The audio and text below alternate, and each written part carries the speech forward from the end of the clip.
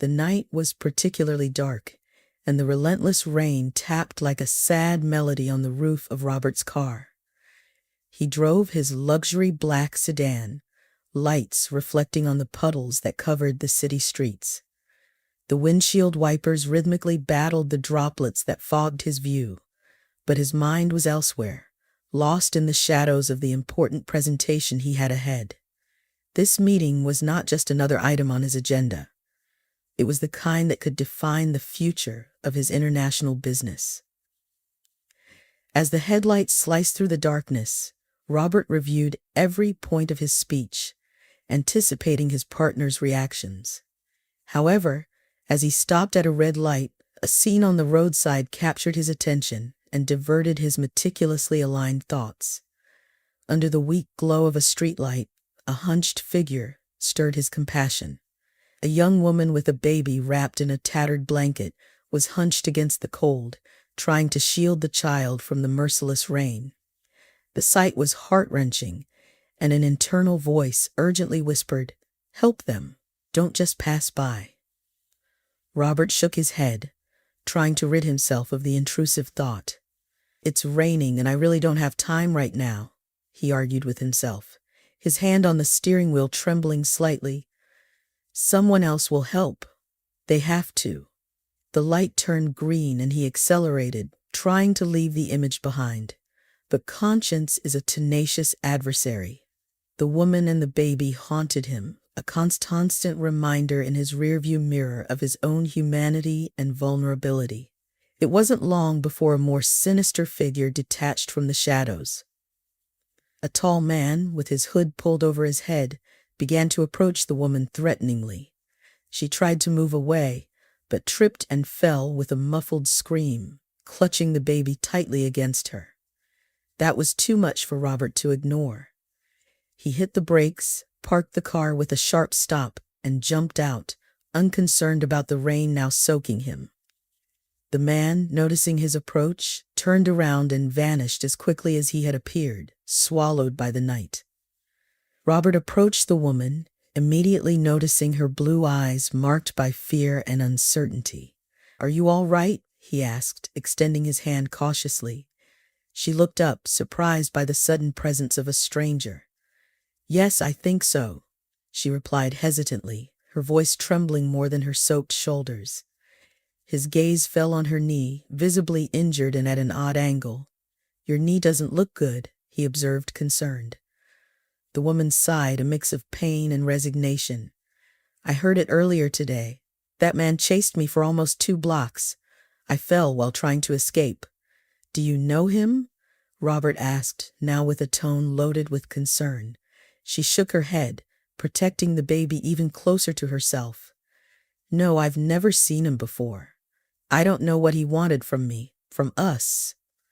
Robert felt a tightening in his heart upon hearing her words. He looked around, making sure the assailant was not nearby, and then made a quick decision. "Let's get you to the hospital. It's not safe to stay here." He carefully helped her to stand, supporting her as they walked toward his car. As he settled the woman and the baby in the passenger seat, the rain lessened, as if even the sky paused to breathe. Robert knew his night was about to take a completely different turn from what was planned, but something inside him felt this was exactly where he needed to be. As he drove towards the hospital, the woman began to introduce herself. "My name is Emily White," she said, her voice still shaky, "and this is Claire, my daughter." Robert nodded, a sign that he had listened, but his eyes remained fixed on the road ahead. The important meeting would have to wait. As the car glided through the now quiet streets after the rain, Robert tried to keep his focus on the road, but his attention was continuously drawn to the woman beside him. Emily held Claire close to her chest, the child's small head hidden under the blanket she used to shield her from the cold.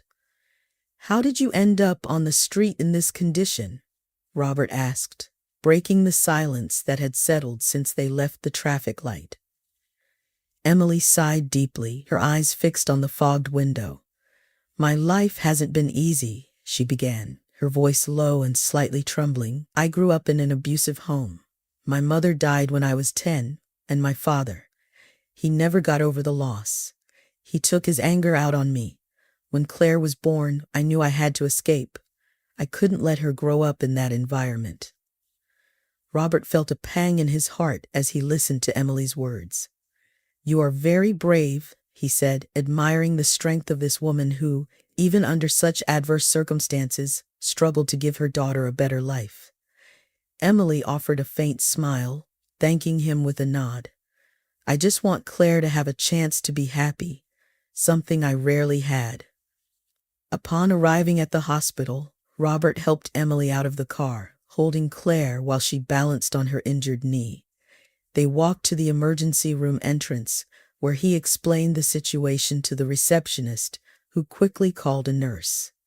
As Emily was being attended to, Robert filled out the necessary forms and left clear instructions to use his credit card for any medical expenses. "Please make sure she and the baby receive everything they need," he told the nurse, his tone firm and concerned. The nurse, a middle-aged woman with a sympathetic look, nodded, touched by the man's evident concern. "Don't worry, sir. We'll take care of them." Robert turned to Emily, who was seated in a wheelchair, Claire now sleeping serenely in her arms. "I need to go now, but I'll be back as soon as I can," he promised, feeling a strange reluctance to leave them. "Thank you for everything, Robert. I don't know what I would have done without your help today," Emily said, her blue eyes full of gratitude. He smiled, a nod that hid the complexity of emotions he felt. "Take care. I'll be back soon," he assured her, and with one last look at Claire, he returned to his car. On the way back to his world of business and meetings, Robert couldn't help but reflect on the unexpected twists of life. The image of Emily and Claire remained vivid in his mind, a powerful reminder of the realities that often went unnoticed in his daily routine. As he parked the car at the building where the meeting awaited him, he received an urgent call from his assistant, Alyssa, who spoke rapidly on the phone. "Sir, everyone has arrived for the meeting. You are the only one missing. I'm already entering the elevator," Robert replied, hanging up shortly after. He took a deep breath, trying to mentally prepare for the transition from one world to another, but knowing that something inside him had irrevocably changed that rainy night. The elevator ascended slowly, while the echo of Alyssa's hurried words still reverberated in Robert's mind. He adjusted his tie, a nervous gesture more out of distraction than necessity, as he tried to push away the persistent images of Emily and Claire. "Focus. Robert, business now," he murmured to himself, trying to summon the coolness and focus his position demanded. The sound of the elevator bells signaled his arrival at the correct floor, and he stepped out, his expressions now hardened. Alyssa awaited him outside, clearly relieved to see him. "Sir, everyone is waiting. They have asked about you twice already," she said, her tone mixing concern and relief. "Understood, Alyssa. Let's handle this now," he responded, with a brief but decisive nod. They walked together down the polished corridor to the conference room, where a group of partners and investors were restlessly stirring. As he entered, all eyes immediately turned towards him, loaded with expectations and a hint of irritation. "Robert, where have you been?" "We are behind schedule," said one of the partners, a middle-aged man with a stern expression. "I apologize for the delay." "I had an unexpected issue," Robert replied, keeping his voice steady and composed. "But I am here now, and we can begin. Let's focus on what's important." Without waiting for more questions, he moved to the head of the table, opened his laptop, and started his presentation. The slides projected on the wall displayed graphs and future projections, each meticulously prepared to persuade and convince. As he spoke, his mind occasionally drifted to Emily and Claire, but he used each memory as a catalyst to boost his performance. The meeting, initially tense due to his delay, gradually transformed. The expressions of those present softened, replaced by nods of agreement and murmurs of approval. Robert, with his usual skill, navigated through complex questions and hypothetical scenarios, defending his positions with the precision of an experienced strategist. As the hours passed, the charged atmosphere gave way to a palpable feeling of accomplishment. When the last slide was presented and the last question answered, a respectful silence filled the room. It was Alyssa who broke the silence, her face lit up with a proud smile. "Congratulations, sir, for once again closing an incredible deal. It was exceptional, even with the delay." Robert nodded, allowing himself a brief moment of satisfaction before closing his laptop. "Thank you, everyone, for your patience and engagement. I appreciate the trust and assure you the results will speak for themselves." The partners stood up, approaching to shake hands and pat backs, each echoing Alyssa's sentiments. As the room emptied, Robert remained for a moment, his thoughts now entirely focused on the woman and child at the hospital. "Alyssa, could you please wrap things up here? I need to check on something before ending the day," he said, already heading towards the door. "Of course, sir. All is well here," she replied as he hurried out, his mind already calculating how long it would take to return to the hospital. As he reached the parking lot of the building, Robert realized he couldn't simply return to his routine. Something about that rainy night had altered his perspective, and he knew he needed to see Emily and Claire again to ensure they were safe and well cared for. As he drove back to the hospital, his phone rang several times, but he ignored it, focused on his new priority. As twilight began to cast its shadows across the city skyline, Robert, still in the office, gathered his partners and assistant Alyssa to share the unexpected events that had delayed him earlier. Everyone settled around the large mahogany table, the remnants of the earlier tension still palpable in the air. "I understand that my delay caused concerns, but I want to explain the reason," Robert began, his serious tone capturing everyone's attention. He recounted his encounter with Emily and Claire, the rush to the hospital, and how it all had impacted his perception of what really mattered. William, one of the senior partners, crossed his arms, clearly disapproving of Robert's decision. "You put the company's reputation at risk today, Robert. Acting impulsively for strangers, that is reckless." Robert remained calm, holding William's gaze firmly. "I understand your concern, William, but I do not regret my decision. In moments like these, we need to remember that we are humans before we are businessmen." Alyssa, always the mediator, intervened gently. "Perhaps there is a lesson here. Generosity can also be a form of leadership, William." The other partners murmured among themselves, some agreeing with Robert, others still skeptical. Ultimately, the group decided to put the matter aside, prioritizing the continuity of the business. "Have a good weekend, everyone." "See you Monday," Robert concluded, ending the meeting and the debate with a note of cordiality. The next day, with the morning light bathing the streets, Robert drove back to the hospital, anxious for news of Emily and Claire, his heart beat with a mix of hope and apprehension. Upon arriving at the reception, he was greeted with a polite smile from the receptionist, who promptly began to search for information in the system. "Sir, it appears that Emily White and the baby were discharged at the end of the night shift," the receptionist informed him, her voice neutral. Robert furrowed his brow, the news falling like a bucket of cold water on his expectations. "Did they leave any contact, any address where they went?" he asked, trying to hide the urgency in his voice. The receptionist checked again, her fingers agile on the keyboard. "Unfortunately, there is nothing recorded here beyond the initial care. I'm sorry, I can't help more than that." Thanking her with a nod, Robert turned away from the counter, his mind swirling with unanswered questions. He walked slowly back to his car, each step echoing his growing sense of frustration and concern. As he drove back home, the reality of the situation began to settle in.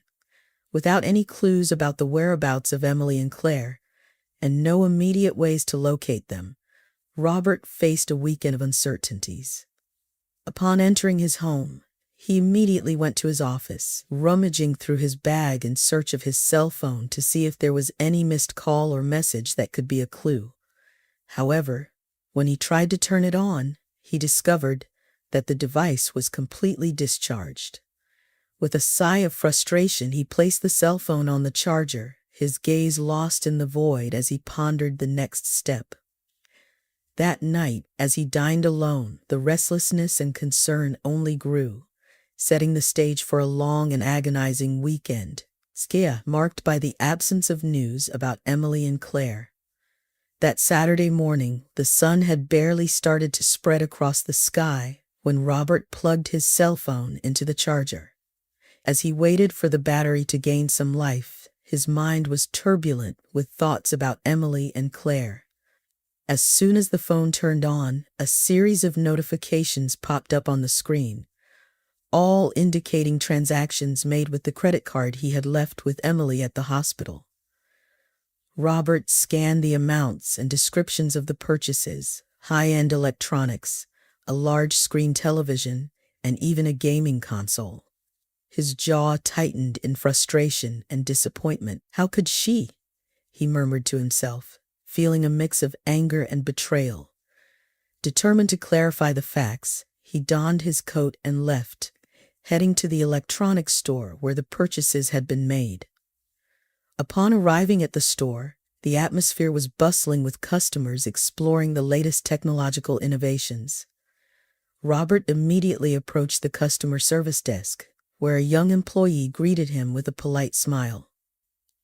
"Good morning. I need help with some suspicious transactions that were made here yesterday," Robert explained, showing the notifications on his phone. The employee, somewhat surprised by the situation, called the manager. "Let's check that for you, sir," said the manager, a middle-aged woman with a serious expression. "If you can give us a description of who made these purchases, we can start from there." Robert described Emily and also mentioned the suspicious man he had seen the night of the encounter. The manager agreed to access the security camera recordings, and they headed to the back room where the monitors were kept. As the footage from the previous night appeared on the screen, Robert watched attentively, expecting to see Emily making the purchases. However, to his surprise and dismay, it was not Emily who appeared in the recording, but rather the man he had seen approaching her that rainy night. The man moved through the store aisles, selecting the most expensive items with an ease that irritated Robert. "That's the man." He pointed at the screen, anger rising within him. "But I don't see Emily with him. Were they together? Was it all a scam?" The manager paused the image, clearly showing the man's face. "We don't recognize him as one of our regular customers," she commented. "And we definitely didn't see the woman you described." Frustrated, but now with more questions than answers, Robert thanked the manager for her assistance and left the store. The possibility of having been deceived, of Emily possibly colluding with that man, knotted him internally. Yet something inside him still resisted, believing that it was all just a ruse. Determined to uncover the whole truth, Robert decided that his next step would be to confront the man from the images directly if he could find him. With a copy of the security footage in hand and the image of the suspect etched in his mind, he got into his car, heading to the nearest police station to file a report and seek help from the authorities. Armed with the security footage and seething with a mix of determination and anger, Robert arrived at the local police station. The corridors were bustling, filled with the characteristic hum of a busy morning. He approached the reception desk, where a uniformed police officer greeted him with a look of professional caution. "Can I help you, sir?" she asked, noting the tense expression on Robert's face. "Yes, I need to report a fraud and possibly a case of manipulation. I believe this man," Robert said, handing over a copy of the security recording to the officer, is involved, and he might be trying to harm an innocent woman. The officer reviewed the footage briefly and called in a detective.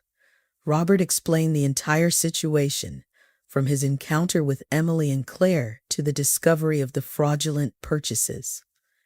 The detective, a middle-aged man with a penetrating gaze, listened attentively and agreed to help. Let's see what we can do to locate this man. You said you have his address, right? The detective asked. With assistance from the electronics store, Robert had obtained the address of the suspect, which was registered for the delivery of the purchased items.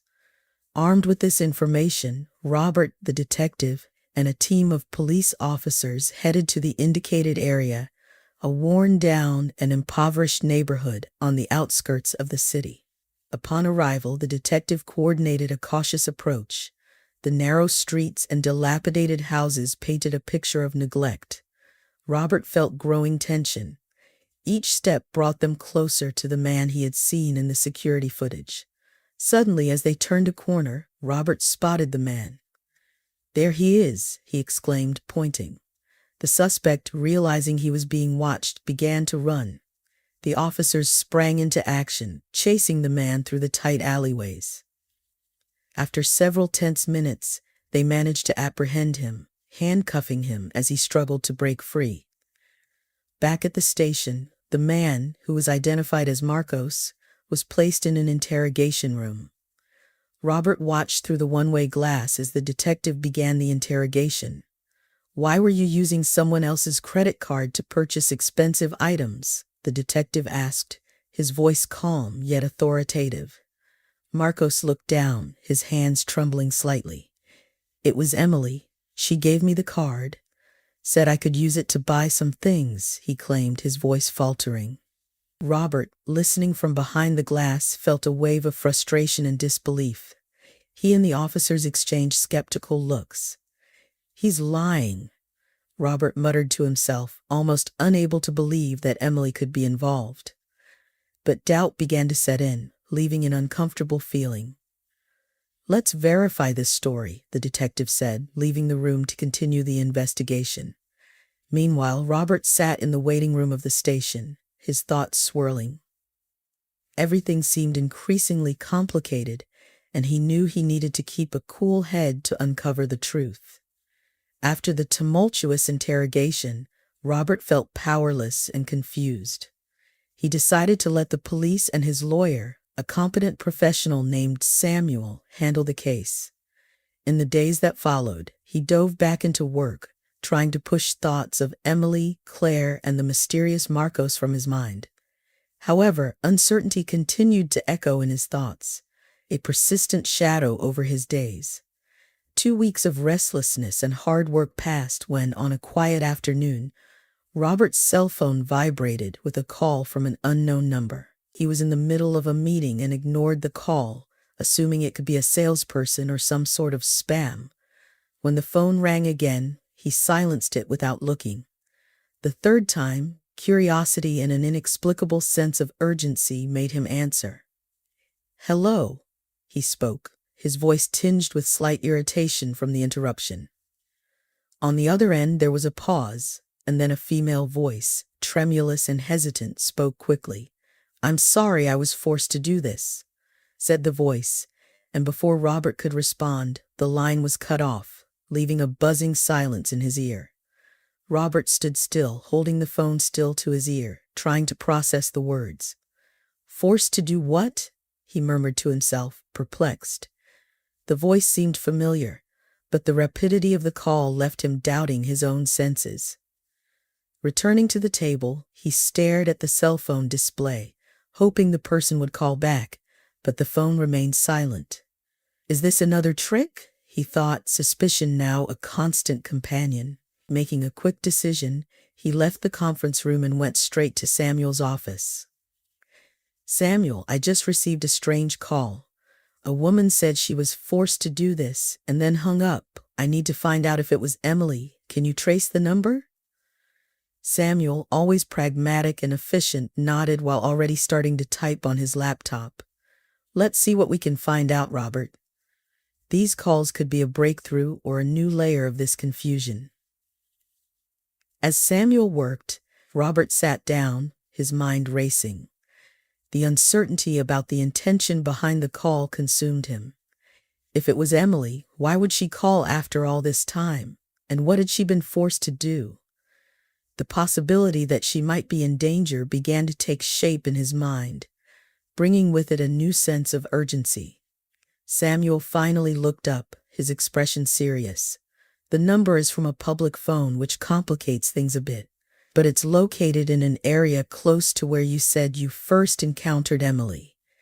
It's worth investigating. With this new information, Robert felt a renewed determination. Let's go then, he said, picking up his car keys. If there's any chance this could lead us to Emily and clarify this whole situation, then I need to check it out personally. They left the office, the sky already darkening as they headed to the location of the phone booth, each lost in their thoughts about what they might discover when they arrived there. Robert and Samuel arrived at the location where the phone booth was situated, a dark corner on a poorly lit street. The public telephone, an almost forgotten relic of urban communication, seemed an anachronistic point in the modern landscape. "I'll try calling the number back," Robert said, pulling out his cell phone. His fingers hesitated for a moment before dialing the number from the received call. As the phone rang, he felt a mix of hope and apprehension. Finally, the call was answered. "Hello, is this you, Emily?" "If that is your real name," Robert said, his voice tinged with suspicion. There was a pause on the other end. Then a tearful and clearly distressed voice responded. "Yes, it's me, Robert. I'm so sorry for everything. I was forced to give the card to Marcos. He's a loan shark. He was threatening me and my daughter. I tried to escape, but he found us." Robert's heart raced as he heard the confirmation of his suspicions and fears. "Emily, where are you now? I need more details. How did he find you? And how did he threaten you?" She sobbed before responding, her voice still shaky. "I'm hiding now. He found me a day after I left the hospital. Marcos knew where I used to go. He forced me to give him the card, saying that if I didn't, something bad would happen to Claire." Emily's anguish was palpable, even through the distance. "Please, Robert, you need to believe me. I'm sending you the address where I am now. You can come and check my documents. See for yourself who I am." Robert quickly noted down the address Emily provided. "I'm on my way. Stay where you are and don't talk to anyone else about this," he instructed, while Samuel, who was beside him, listened intently. As soon as he hung up, Robert turned to Samuel. "She's in danger, Samuel. We need to help her." Samuel nodded, his expression grave. "I'll contact the police to make sure we have support. We don't know what kind of situation we're going to find." Together they returned to the car and drove to the address provided by Emily. The journey was silent, both men lost in their thoughts about the possible implications of what they were about to discover. Upon arriving at the location, a worn-down building in an even more forgotten area of the city, Robert felt a knot form in his stomach. "I hope we're still in time," he murmured as they climbed the steps to the indicated apartment. Robert knocked on the door, his heart pounding with anticipation and fear. Moments later, the door slowly opened and Emily appeared, visibly shaken but alive. She quickly let them in, looking nervously down the hallway before closing the door. Inside the apartment, Robert could see documents scattered over a small dining table, evidence of Emily's life, perhaps enough to clarify everything. But before they could talk further, Robert's phone rang again, interrupting the moment. It was his lawyer with urgent news about Marcos. In the days following the visit to Emily's apartment, Robert and Samuel worked tirelessly to unravel each piece of the puzzle that involved Emily's life. The urgency of the situation motivated them at every step as they awaited the promised information from Robert's lawyer. Finally, on a humid and stuffy afternoon, Robert's phone rang. It was his lawyer, Thomas, whose tone of voice indicated both relief and concern. "Robert, I have good news and some important confirmations," Thomas began. "We have managed to verify Emily's identity through a series of documents and records. She is indeed who she says she is, Emily White, daughter of Edward White, and her father has a disturbing history with several assault complaints registered against him." Robert felt a mix of relief and anxiety upon hearing these words. "This explains a lot, Thomas, but it also increases my concern for her and little Claire's safety. We need to act quickly." "I fully agree," Thomas replied. "I will continue to investigate and keep you informed of any developments." After hanging up, Robert grabbed his cell phone with renewed determination. He dialed Emily's number, hoping to speak with her about the findings and discuss the next steps to ensure her safety. The phone rang several times before Emily finally answered. "Robert," her voice sounded cautious and slightly tremulous. "Emily, it's me. I received some important information from my lawyer that we need to discuss." "Are you in a safe place right now?" Robert asked, his voice laden with concern. Before Emily could respond, a loud bang interrupted the conversation. Robert heard the sound of something heavy hitting what seemed to be a door. "Emily, what's happening there?" he exclaimed, his heart racing with a fear of what that might mean. "Robert, Emily began, but was interrupted by another bang, followed by muffled screams. The phone fell, and the sound of fighting and confusion took over the environment. "Emily," Robert shouted into the phone, unable to do more than listen. The sound of a door being broken down and more screams filled his ears, increasing his desperation.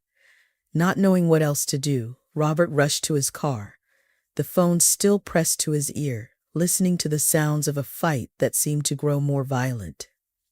As he drove back to Emily's apartment, he tried to remain calm, but fear and worry dominated his thoughts. Approaching the location, the sound of sirens could already be heard in the distance. The call was still connected, but only indistinct noises and occasional words from Emily could be heard. Robert parked the car hastily and ran towards the building, hoping to find Emily safe, but fearing the worst. Robert raced down the hallway of Emily's building. The phone pressed against his ear as he listened to the sounds of struggle and desperation from the other side of the line. "Did Marcos go after her?" he shouted to the lawyer, who was still on the phone, trying to coordinate a response with the police. "He escaped custody a few days ago," the lawyer said, his voice tense, conveying the gravity of the situation. "Sorry, Robert. I didn't think it was important to inform you earlier. We didn't think he would attempt something so direct. This is crucial. Thomas, we need the police now," Robert exclaimed as he climbed the stairs, taking two at a time.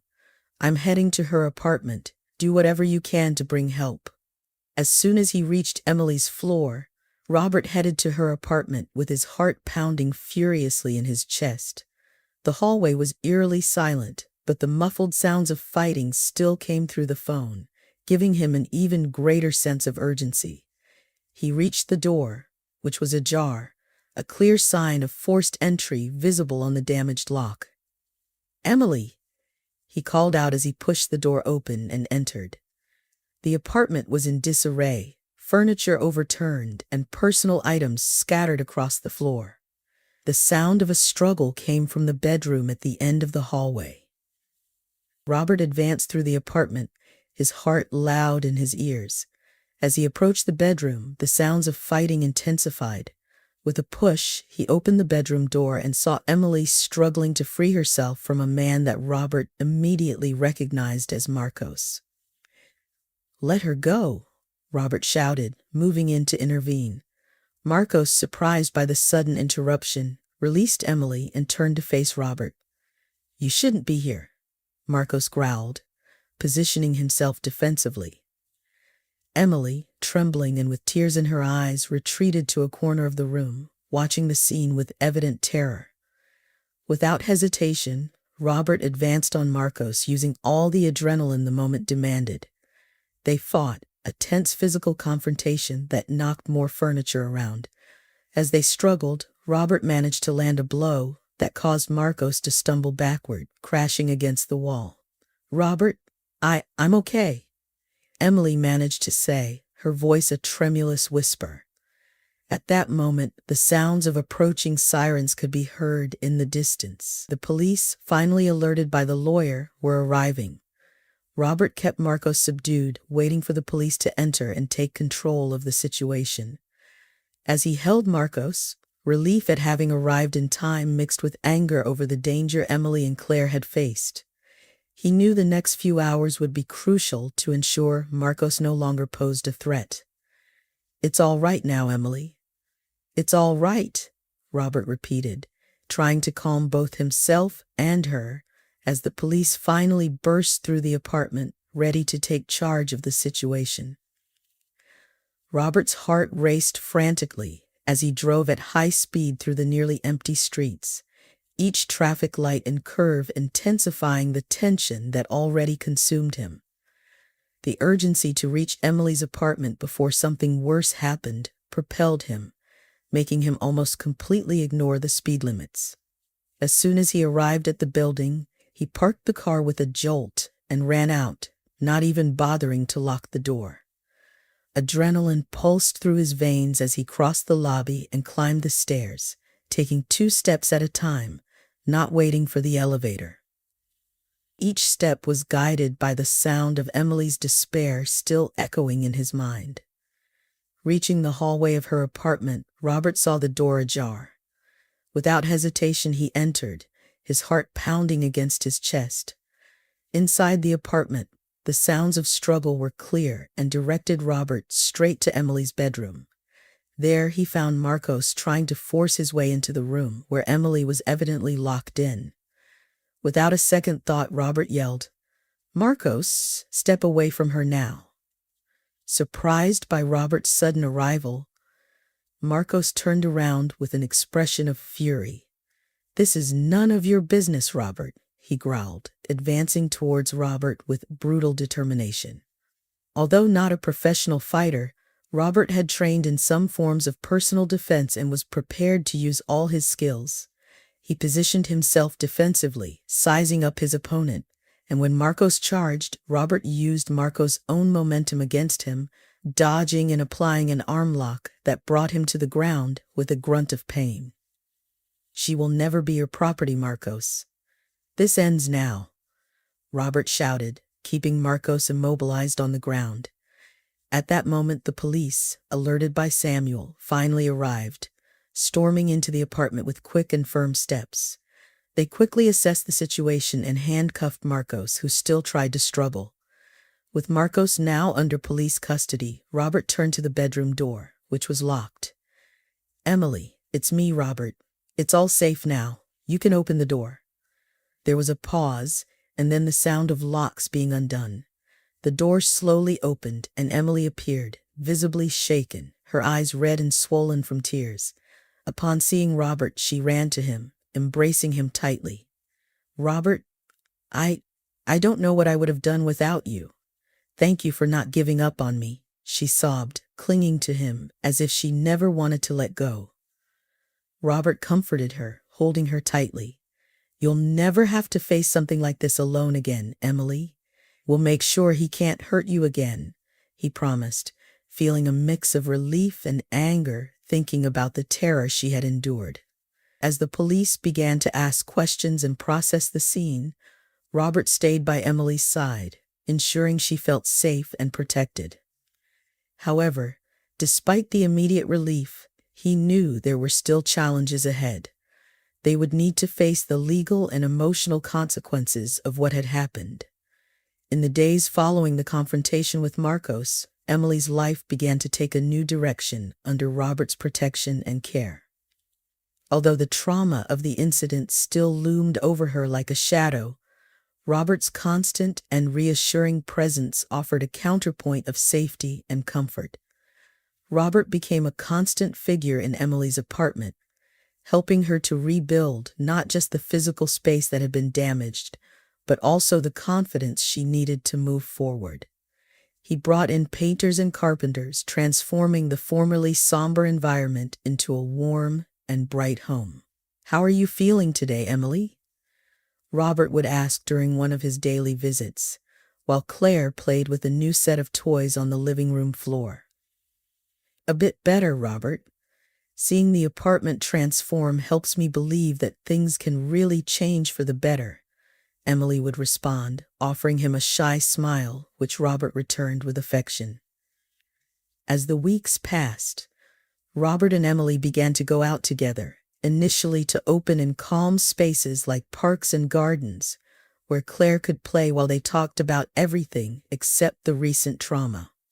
It was during these outings that Robert realized how much his affection for Emily had grown, a feeling that began to intertwine with his admiration for her strength and resilience. "You're incredible, Emily, not just for everything you've gone through, but for the way you're rebuilding your life," Robert confessed on a sunny afternoon as they watched Claire chase butterflies. Emily blushed slightly, touched by his words. "I couldn't have done it without you, Robert. You came at just the right time and changed everything for the better." Despite the growing romantic atmosphere, Robert knew that Emily's recovery journey was far from over. They faced legal challenges, with the case against Marco still ongoing, and regular visits to the therapist to help Emily cope with the trauma. "Every day is a step forward, Emily, and I'll be here with you at every step," he promised, holding her hand as they walked back home after a day outdoors. However, despite the new beginnings and the growing bond between them, the reality of legal and emotional complications sometimes cast a shadow over their moments of happiness. As they prepared to face the next chapter of their lives, Robert knew the path ahead would still demand a lot from both of them. It was a quiet afternoon, and as Claire slept after a long day of play, Robert and Emily sat together on the couch, sharing a moment of silence. Robert's phone rang, breaking the calm of the moment. It was his lawyer, with news about the case against Marcos, a conversation they knew to be inevitable, but still, they hesitated to begin. As the days passed, Robert and Emily worked together on rebuilding her life, striving to leave the remnants of the trauma behind. Using his extensive resources and contacts, Robert found a new apartment for Emily and Claire in a safer, more tranquil area of the city. The move was not just physical. It represented a fresh start, a chance to begin anew with greater security and hope. "Look, Emily, this place has 24-hour security and a beautiful park right next door. Claire is going to love it," Robert explained as they toured the new apartment. The freshly painted walls and spacious rooms bathed in sunlight brought a glimpse of a brighter future. Emily looked around, holding Claire's hand, her eyes lighting up a bit as she imagined a life without constant fear.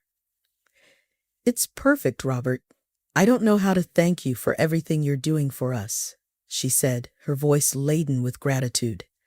"You don't need to thank me, Emily. Seeing you two safe and happy is all I need," Robert replied. Emily was genuinely pleased to be able to help. Despite these promising new beginnings, the threat of Marcos and his connections still cast a shadow over the new life they were trying to build. During a quiet afternoon, while they were organizing some of Emily's belongings in the new apartment, Robert received a call from his lawyer that made his heart stop. "Robert, we have a problem," the lawyer said as soon as Robert answered the phone. "It seems Marcos was not acting alone. He had allies, and our information suggests they are not pleased with his arrest. They might try something against Emily to get revenge or to try to intimidate her before the trial." Robert's blood ran cold at these words. He looked at Emily, who was playing with Claire, completely unaware of the new threat. "What can we do?" "We need to protect them," he asked, his voice tense. "I'm working with the police to enhance security around Emily and Claire. Additionally, I recommend that we consider additional personal protection measures for them. It might be prudent to hire private security until this is resolved," the lawyer suggested. Robert immediately agreed, determined to do whatever was necessary to ensure Emily and Claire's safety. Please organize that. Keep me informed of any developments. Hanging up the phone, Robert approached Emily, his expression serious. Emily, we need to talk.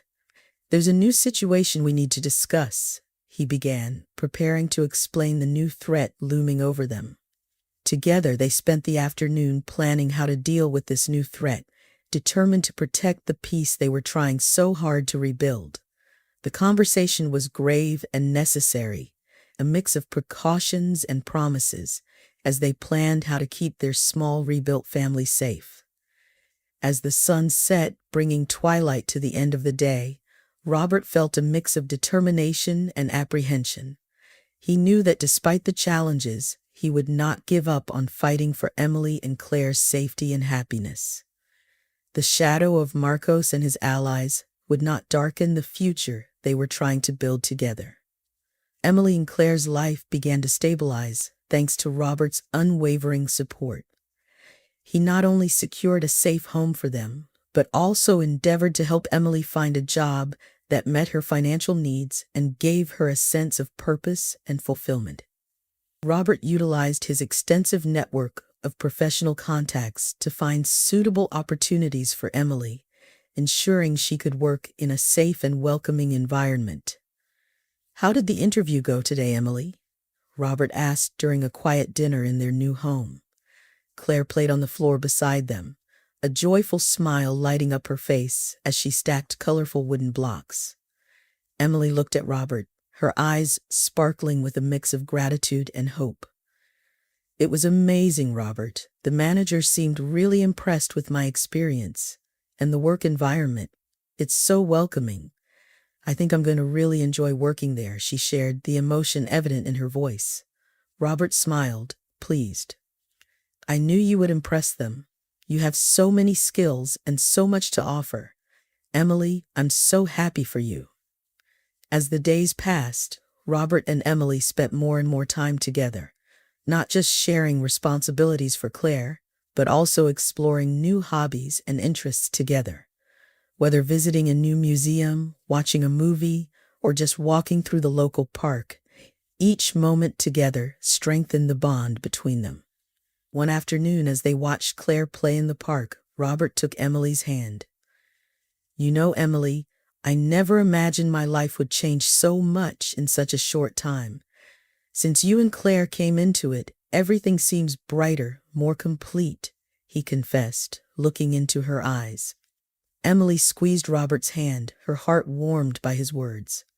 "I feel the same, Robert. You brought us safety and joy. I don't know how we would have done it without you," she replied, her voice gentle. The conversation continued, with both sharing dreams and plans for the future, imagining all the possibilities that now seemed within reach. However, even with the growing sense of normality and happiness, Robert remained vigilant, always alert to any signs of danger. He was determined to protect Emily and Claire at all costs, never forgetting the threats that might still be lurking.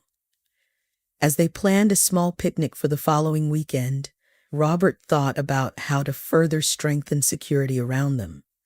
"Maybe we should consider some personal safety classes just to be prepared," he suggested. Ever thoughtful, Emily agreed, recognizing the prudence in Robert's suggestion. "I think that would be a good idea, especially to feel more confident and protected," she said, appreciating Robert's constant concern for their safety. That evening in the park was one of many moments that marked the beginning of a new phase in their lives. With each passing day, the shadow of the past became less intimidating, replaced by the light of a promising future they were building together.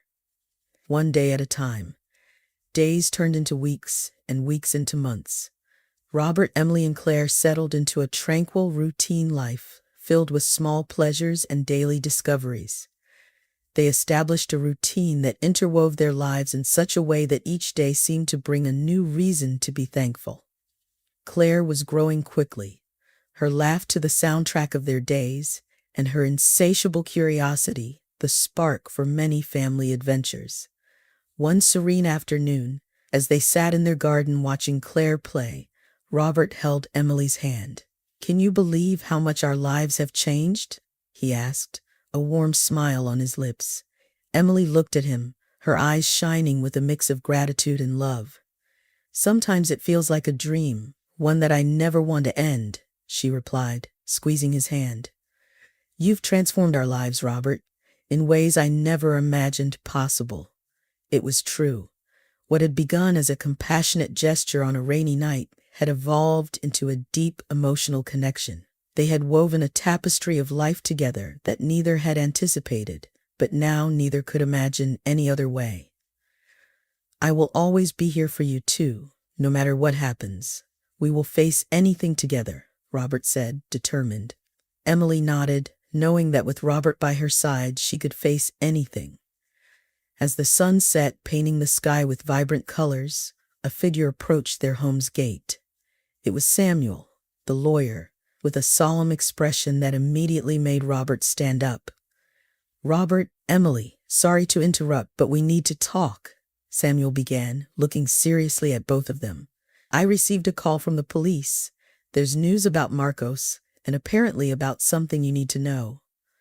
Robert and Emily exchanged a concerned look, each feeling a twinge of anxiety about what was to come. "What happened, Samuel?" Robert asked, his tone steady. "Marcos, he made a full confession. But it's not just about the crimes we knew," Samuel explained, pausing to ensure he had their attention. "He revealed he was being manipulated, part of a larger scheme that involves some quite influential people in the city. And Emily, it seems your father was involved."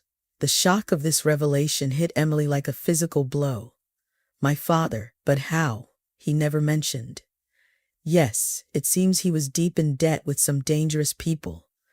Marcos was being used to pressure you to manipulate situations that benefited your father without your knowing," Samuel continued, each word weighing in the air. Emily's past, which they thought they had left behind, had resurfaced with a twist none of them expected. What had started as a redemption story now intertwined with a plot of deeper intrigues and mysteries. Robert squeezed Emily's hand, reaffirming his silent commitment to face any challenges that came their way. "What does this mean for us?" Emily asked, her voice shaky. "We'll find out together," Robert responded, his determination clear. "Nothing will tear us apart." Thus, amid startling revelations, Robert, Emily, and Claire prepared to face the ramifications of this new threat, united and resilient. Their story was far from over, each new page a promise of struggles, but also of unshakable hope and love. They now knew that, no matter what fate held, they would face it together as a family. So if you're not subscribed yet, click on the subscribe button below and join our community. Thank you for your support, and see you in the next videos.